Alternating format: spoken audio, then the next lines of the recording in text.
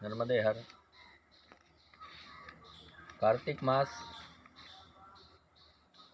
जिसका महत्व पद्म पुराण में बताया गया है, बहुत ही पवित्र मास है।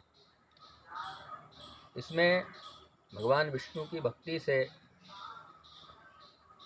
और तुलसी की उपासना, भगवान शालिग्राम की उपासना, भगवान विष्णु की उपासना, इस प्रकार हम भगवान की उपासना को करके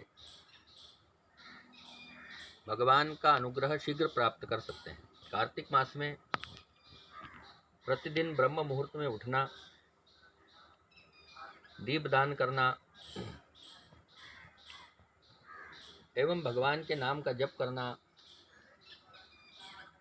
तुलसी, वृंदा, महारानी के परिक्रमा करना इत्यादि, और दान का भी इस जो मास है कार्तिक मास, इसमें बहुत महत्व है। पद्म पुराण में कहा गया है कि अगर पूरे कार्तिक मास में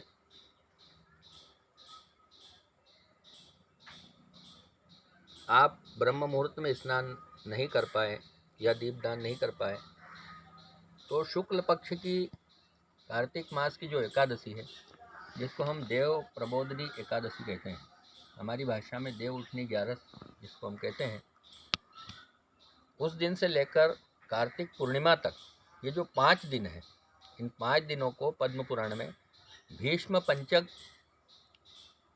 कहा गया है। भीष्म जी ने इन 5 दिनों में भगवान की उपासना की थी। इन 5 दिनों में तर्पण, पूजन इत्यादि किया हुआ कर्म सीधे भगवान को प्राप्त होता है।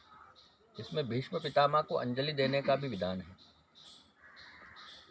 आंवले का दान, तुलसी की परिक्रमा, और ब्रह्म मुहूर्त में अगर कोई 5 दिन भी उपासना कर ले तो पूरे कार्तिक मास का जो पुण्य है वह उसे प्राप्त होगा।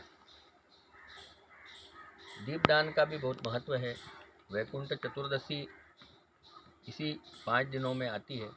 उस दिन हरिहर मिलन भगवान शिव और भगवान विष्णु का होता है, जिसमें भगवान विष्णु को पूरे वर्ष में एक बार बिलपत्र और भगवान शिव को तुलसी दल चढ़ाया जाता है। हरिहर मिलन का ये 5 दिन बहुत ही प्रमुख है। तो आप सभी भक्तजनों से निवेदन है कि जो पूरे कार्तिक मास स्नान, दान इत्यादि नहीं कर पाए, वे 5 दिन जो भीष्म पंचक की जिनको संज्ञा दी गई है पद्म पुराण में, इन 5 दिनों में आप पूरे कार्तिक मास का फल प्राप्त कर सकते हैं। जय श्री कृष्ण।